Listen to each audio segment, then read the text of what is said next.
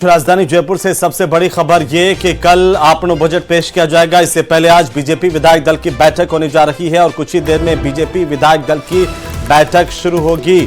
CM Bhajanlal Sharma की मौजूदगी में बैठक हो रही है। बैठक में बजट सत्र को लेकर के एक रणनीति सत्ता पक्ष की तरफ से बनाई जाएगी। सीएम की तरफ से विधायकों को आज डिनर भी दिया जाएगा और प्रदेशाध्यक्ष मदन राठौड़ प्रमुख पदाधिकारी इस दौरान मौजूद होंगे। सबसे बड़ी जानकारी गुलाबी नगरी जयपुर से और इंतजार राजस्थान के लोगों को। ज्यादा जानकारी के साथ हम सीधे आपको लिए चलते हैं राजधानी जयपुर, जहां पर हमारे संवाददाता रोशन शर्मा मौजूद हैं। और रोशन, क्या अपडेट है, कब तक ये बैठक शुरू होगी, क्या जानकारी आपके पास? देखिए, सीएमआर में विधायकों और मंत्रियों का जो पहुंचने का सिलसिला है वो लगातार जारी है। कुछ ही देर में मुख्यमंत्री भजनलाल शर्मा की अध्यक्षता के अंदर सीएमआर के अंदर कहा जा सकता है कि जो बैठक होगी इसमें बजट सत्र को लेकर जो बीजेपी विधायकों की रणनीति इसके ऊपर चर्चा होगी। इसके बाद में मुख्यमंत्री भजनलाल शर्मा बैठक में मौजूद तमाम जो विधायक है उन्हें डिनर जो यहां पर देंगे। अभी कहा जा सकता है कि बीजेपी की जो प्रदेश अध्यक्ष मदन राठौड़ हो या डिप्टी सीएम प्रेमचंद बैरवा हो, तमाम मंत्री हैं, उनके पहुंचने का जो सिलसिला है वो देखा यहां पर जा सकता है कि 8 सिविल लाइंस के अंदर जो तमाम बीजेपी के विधायक हैं वो यहां पर पहुंच रहे हैं। ये जो बैठक है अगले कुछ ही मिनटों के अंदर शुरू हो जाएगी। इस बैठक का उद्देश्य ये है कि कल जिस तरीके से प्रदेश का जो विधानसभा जो सत्र है वो शुरू होगा तो उसमें जो विपक्ष का जो गतिरोध है उससे किस तरीके से निपटा जाए। जो बजट है वो राज्य सरकार जो कहा जा सकता है कि भजनलाल सरकार अपना दूसरा जो आगामी बजट जो पेश करेगी उसको लेकर रणनीति रहने वाली है। विपक्ष के हमलों से बचने के लिए या विपक्ष का कहा जा सकता है कि जिन आरोपों का जवाब देने के लिए इस बैठक में विस्तार से चर्चा होगी। बताया जा रहा है कि जो संसदीय कार्य मंत्री जोगाराम पटेल है वो भी इसके अंदर पहुंच चुके हैं। चाहे यूडीएच मंत्री जवाहर सिंह बेडम हो, गृह राज्य मंत्री जो जवाहर सिंह बेडम है, झावर सिंह खर्रा है, तमाम जो मंत्री है वो यहाँ पर पहुंच चुके हैं। और इस बैठक का उद्देश्य ये है कि जो विपक्ष का जो कहा जा सकता है कि सत्ता पक्ष के ऊपर जो सदन नहीं चलने का या जो गतिरोध है या जो आरोप है उनसे बचने के लिए इस बैठक के अंदर विस्तार से जो है वो चर्चा यहाँ पर रहने वाली है। आगामी बजट सत्र को लेकर जो रणनीति है वो यहाँ पर रहने वाली है। जिस तरीके से कहा जा सकता है कि पिछले जो सत्र के दौरान कांग्रेसी जो विधायकों ने किरोड़ी लाल मीणा के मुद्दे को लेकर सत्ता पक्ष को घेरने की कोशिश की।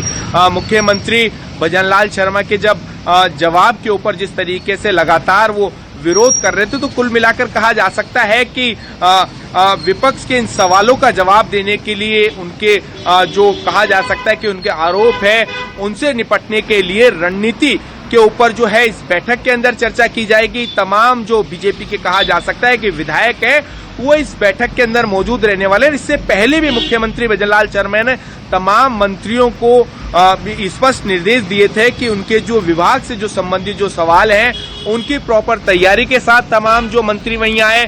साथ ही साथ भी बिल्कुल रोशन, नजर बनाए रखिए, अपडेट हम आपसे लेते रहेंगे। बहरहाल बहुत शुक्रिया तमाम जानकारी के लिए। तो कल राजस्थान का लेखा जोखा पेश होगा। बजट से राजस्थान के यूथ को बड़ी सौगात मिल सकती है और बजट में युवाओं के लिए 70,000 सरकारी नौकरियों का ऐलान संभव है। इसके अलावा स्किल डेवलपमेंट के जरिए रोजगार के अवसर भी मिलने की संभावना है, उम्मीद है। हालांकि बजट का फोकस मुख्य रूप से 3 सेक्टर्स पर रह सकता है, जिसमें युवा, महिलाएं और किसान। और साथ ही राजस्थान की जनता को इस बजट का इंतजार है। रिपोर्ट देखिए।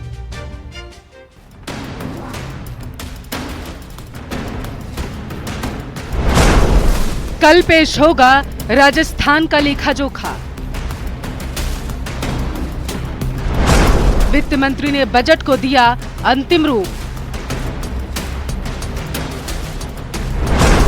राइजिंग राजस्थान के बाद पहला बजट।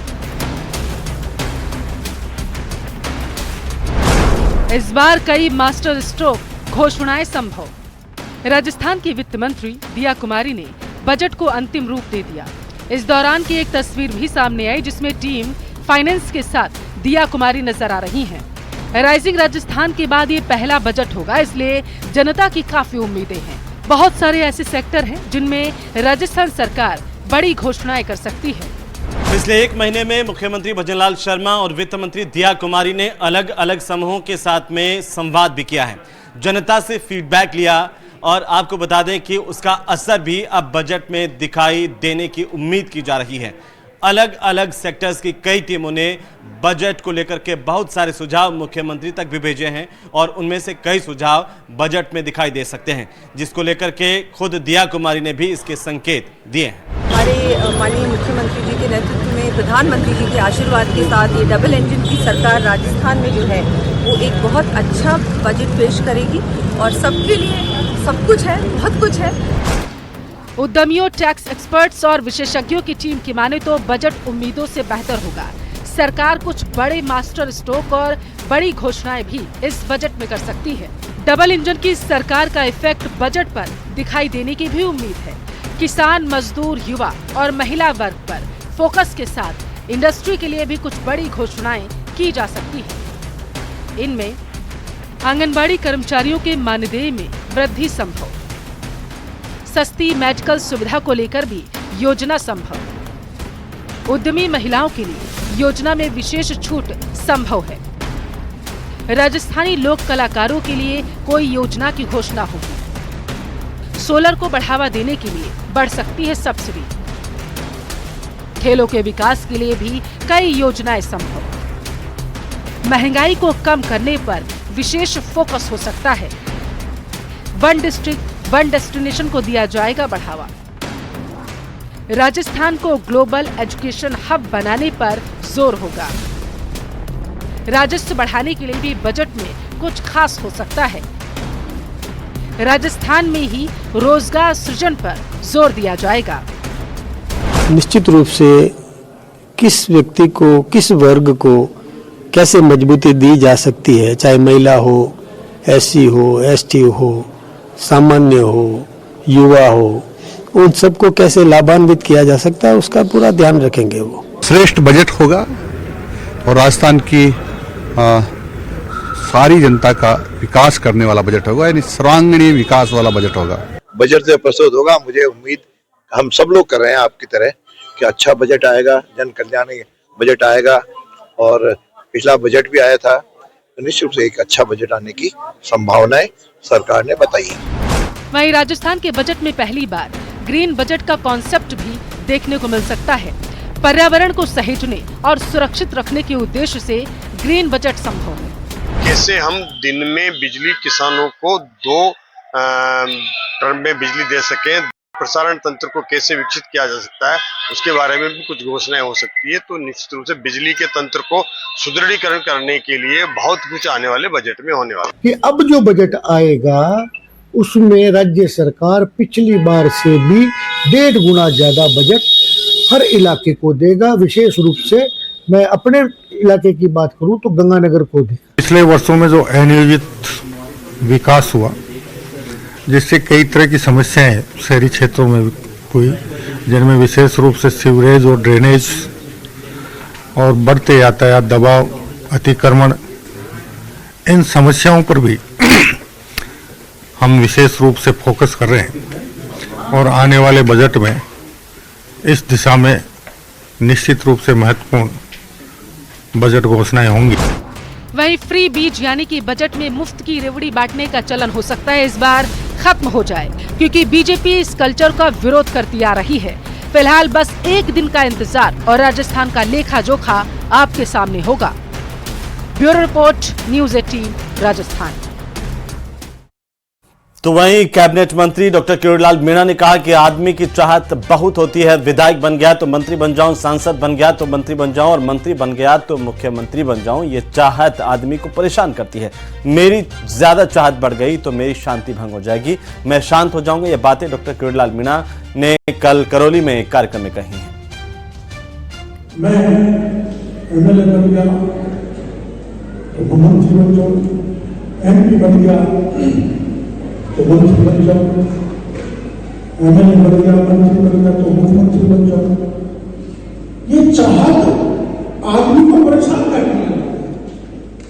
आप ज्यादा समझते हो तो वैसे बोल रहा हूं, मेरी माना ज्यादा चाहत बढ़ गई तो मेरी शांति भंग हो जाएगी। मैं शांत हो जाऊं। आप करके देखिए। देखो यहां आप आ गए, मन वचन कर्म से आपने सुनोगे, अपने जो वचन प्रवचन महाराज ने कहेंगे वो आप अपने जीवन में उतारोगे। तो आप अगर मनसा वाचा करना आपने गांधी जी के सिद्धांत अपना लिए तो किसी प्रकार की परेशानी मानव जीवन में आने वाली नहीं है, ऐसा होगा। तो वहीं राजस्थान में सभी निकायों के चुनाव एक साथ इसी साल नवंबर में आयोजित करवाए जाएंगे। राज्य सरकार ने वार्डों के परिसीमन के साथ ही निकाय चुनाव की तैयारी शुरू कर दी है।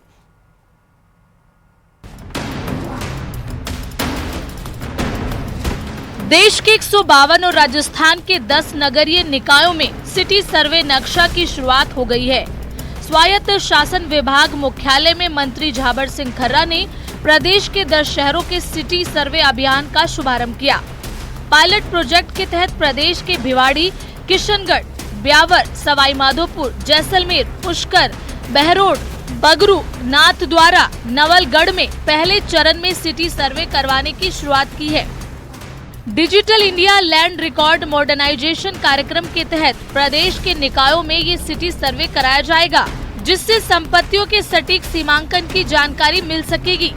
जीआईएस तकनीक के माध्यम से ड्रोन सर्वेक्षण द्वारा डिजिटल मैपिंग करवा भूमि अधिकार अभिलेख का डिजिटलीकरण किया जाएगा, जिससे भूमि संबंधी सूचनाओं को साझा करना और पारदर्शी बनाना आसान होगा। मंत्री झाबर सिंह खर्रा ने निकाय चुनाव को लेकर भी राज्य सरकार की मंशा स्पष्ट की। उन्होंने कहा कि राज्य सरकार 1 स्टेट 1 इलेक्शन की दिशा में काम कर रही है। प्रदेश के 305 निकायों में नवंबर 2025 तक निकाय चुनाव कराए जाएंगे। स्थानीय निकाय सही तरीके से काम करें, ये सरकार की मंशा पर निर्भर करता है।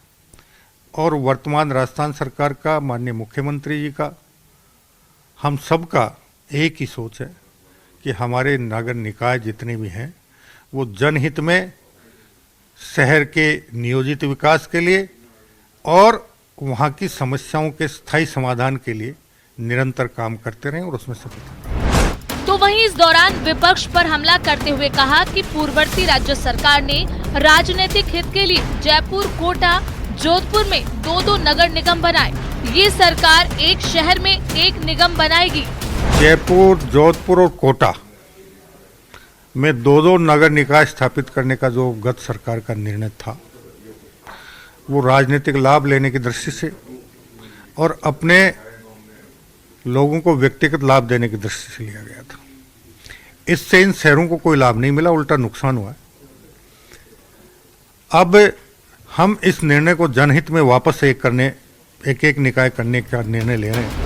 फिलहाल राज्य सरकार ने वार्डों के परिसीमन के साथ ही निकाय चुनाव की तैयारी शुरू कर दी है।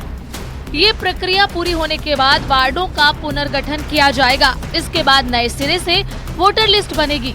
उसमें सुधार के बाद एक प्रदेश एक चुनाव के आधार पर राजस्थान में चुनाव कराए जाएंगे।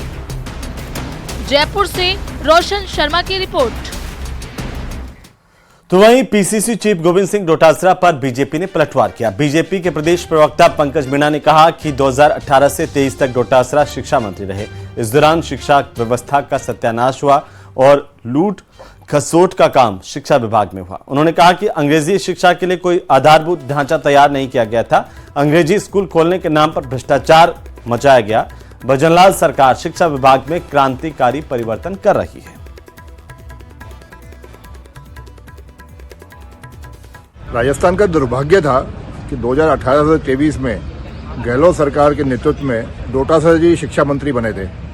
दुर्भाग्य इसलिए कहना पड़ता है कि पिछले 5 साल में जिस प्रकार से शिक्षा व्यवस्था का सत्यानाश किया गया, जिस प्रकार से शिक्षा विभाग में लूट खसोट मचाई गई और राजस्थान की जनता, चाहे छात्र हो चाहे शिक्षकगण हो, वो त्रस्त रहे। आज वही डोटासरा जी बात बात पे भारतीय जनता पार्टी सरकार को सिखाने की कोशिश करते हैं। आज अंग्रेजी माध्यमों का जब विषय आता है तो डोटासरा जी से कोई पूछे कि क्या उन्होंने अंग्रेजी माध्यम स्कूलों के लिए किसी तरह का इंफ्रास्ट्रक्चर दिया था। तो खबरें अभी और भी हैं, लेकिन फिलहाल वक्त एक छोटे से ब्रेक का। जल्द लौटेंगे, आप बने रहिए हमारे साथ। सवाई माधोपुर के गंगापुर सिटी में जयपुर एसीबी की टीम ने आय से ज्यादा संपत्ति के मामले में एसबीआई बैंक के खातों की और लॉकर की तलाशी ली है। एसीबी के डीएसपी अभिषेक पारिक ने जानकारी दी कि दीपक मित्तल के भाई अंकुर मित्तल के लॉकर की तलाशी एसीबी ने ली है। लॉकर से 800 ग्राम सोना, 1.25 किलो चांदी के आभूषण मिले हैं। फिलहाल खातों को सील किया गया है। आपको बता दें कि एसीबी की जांच में सामने आया कि भ्रष्टाचारी इंजीनियर दीपक मित्तल के पास कुल 17 प्लॉट, 50 लाख रुपए नकद, 18 बैंक खाते, 3 बैंक लॉकर, 4 शहरों में 6 अलग अलग ठिकाने हैं। ये छापेमारी एक गुप्त सूचना के आधार पर की गई। कुमार मित्तल है, एक्सचेंज पीडब्ल्यूडी जोधपुर पोस्टेड थे। इनके अगेंस्ट में एसीबी में एफआईआर रजिस्टर्ड हुई थी आय से अधिक संपत्ति के मैटर में, जिसके इन्वेस्टिगेशन के सिलसिले में हम लोगों ने सर्चेस की थी 16 तारीख को इनके निवास की और अन्य स्थानों पर। उसी कॉरेस्पॉन्डेंस में, उसी इन्वेस्टिगेशन की कंटिन्यूस में आज 2 लॉकर यहाँ एसबीआई में थे जो इनके परिजनों से संबंधित थे। उन दोनों लॉकर की सर्च यहाँ पर गंगापुर में की गई है। तो जोधपुर पुलिस ने बाहरी राज्यों के व्यापारियों को हनी ट्रैप में फंसाकर लाखों रुपए लूटने वाली गैंग का खुलासा किया। इस गैंग की महिला सरगना ने चेन्नई के व्यापारी को प्रेम जाल में फंसाया, इसे जोधपुर बुलाया और इसके बाद इसे किडनैप करके 10 लाख की फिरौती की व्यापारी की पत्नी से मांग की थी। पुलिस ने शिकायत पर कार्रवाई की है और इस गिरोह को पकड़ा। इनसे लग्जरी कार बरामद हुई है। आरोपियों से पीड़ित से नकद रुपए, क्रेडिट और डेबिट कार्ड के साथ साथ आभूषण भी छीन लिए। पुलिस ने 95,000 रुपए नकद और एक चाकू इन आरोपियों से बरामद किया है। मैं किसी सोशल मीडिया के माध्यम से लोगों के संपर्क में आती थी, उनसे दोस्ती करती थी, फिर उनके अश्लील वीडियो बनाती थी और उसके बाद फिर ब्लैकमेल करती थी। ये इंस्टाग्राम के माध्यम से संपर्क में आए थे और फिर इनकी दोस्ती हो गई। महिला ने इसका एक अश्लील वीडियो बनाया और जैसा मैंने बताया कि ये चेन्नई में रहता था, परंतु ये इतना डर गया था और इसे इतना डराया जा रहा था कि चेन्नई से यहाँ खाने के सामान में मिलावट के खिलाफ चल रहे अभियान के तहत खाजवाला में प्रशासन और खाद्य विभाग ने बड़ी कार्रवाई की है। मंगलवार की दोपहर को अचानक पहुंची इस टीम ने कई जगह पर एक साथ छापेमारी करके सैंपल इकट्ठा किए। इन सैंपल में गड़बड़ी मिलने पर संबंधित फर्मों पर कार्रवाई की गई। इस दौरान खाद्य विभाग की टीम ने डेयरी, मिठाई और घी की दुकानों पर एक्शन लिया। दूध, घी और मिठाइयों के सैंपल लिए गए। टीम ने सड़ी गली मिठाइयों को नष्ट करवाया। साथ ही कार्रवाई में 10 घरेलू सिलेंडर्स भी जब्त किए गए हैं।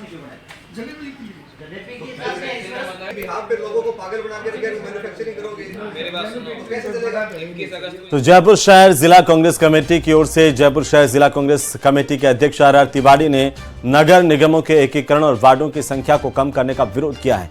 जयपुर शहर के दोनों नगर निगमों के एकीकरण और वार्डों की संख्या को कम करने के विरोध में स्वायत्त शासन विभाग के निदेशक को एक ज्ञापन भी सौंपा गया है। एक फैसला सुनाया है और जयपुर के 2 नगर निगमों को एक करने का जो 40,000 का वार्ड बनाओगे वो पार्षद हो जाएगा, जनता उसे मिलेगी नहीं। 2.5 लाख का विधायक मिलता नहीं। तो जनता की सहूलियत देख रहे हो या कांग्रेस को सजा दे रहे हो, तो कांग्रेस को सजा दो। जनता को जो सजा दे रहे हो, और फिर जनता के साथ साथ आप भारतीय जनता पार्टी के उन कार्यकर्ताओं को भी सजा दे रहे हो जिन्होंने मुख्यमंत्री जयपुर शहर से चुना है, जिन्होंने सांसद चुना है। आप नई लीडरशिप को मत मारो। तो जैसलमेर के रामदेवरा में पाइपलाइन फटने से नई बस्ती में पानी भर गया, जिसके चलते यहां के स्थानीय लोगों को भारी आर्थिक नुकसान पहुंचा है। लोगों ने जैसे तैसे अपनी जान तो बचा ली, लेकिन उनके घरों में रखा सामान पानी में डूबकर खराब हो गया। अब पीड़ित लोग सरकार से मुआवजे की मांग कर रहे हैं।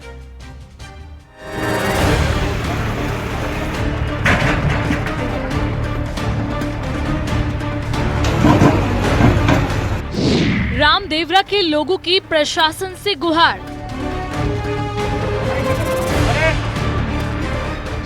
आर्थिक नुकसान के लिए मुआवजे की दरकार। पीड़ितों की साफ चेतावनी।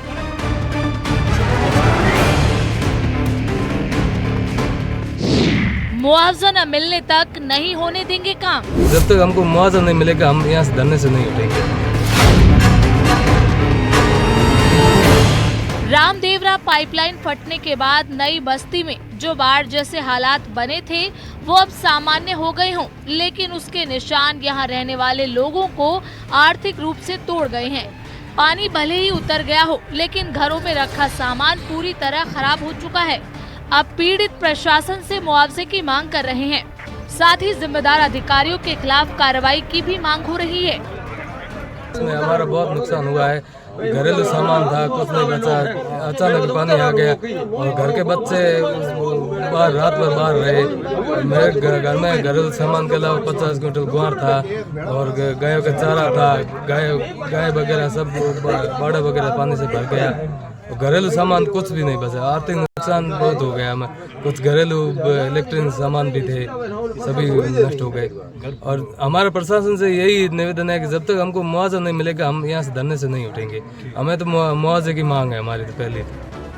तिनका तिनका जोड़कर खड़ी की गई गृहस्थी एक झटके में बर्बाद हो गई। पाइपलाइन फटने से लाखों गैलन पानी एक झटके से लोगों के घरों में घुस गया। सारी रात खुले आसमान के नीचे बैठकर बिताने वाले लोग अब प्रशासन से मुआवजा मांग रहे हैं। आरोप है कि प्रशासन की तरफ से अब तक मुआवजे को लेकर किसी तरह की ठोस कार्रवाई नहीं की गई, जिसके चलते ग्रामीण उग्र आंदोलन की चेतावनी दे रहे हैं।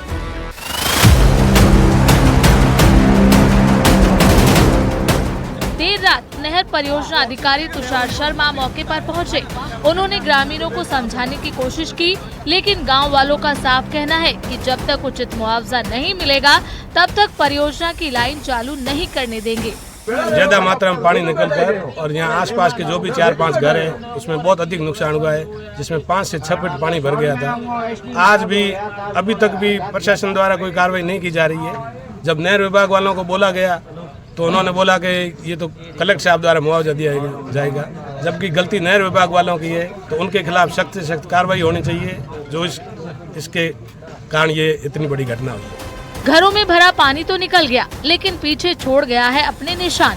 पाइपलाइन फटने से जैसलमेर, बालोतरा और बाड़मेर में पानी की आपूर्ति भी बाधित हो रही है।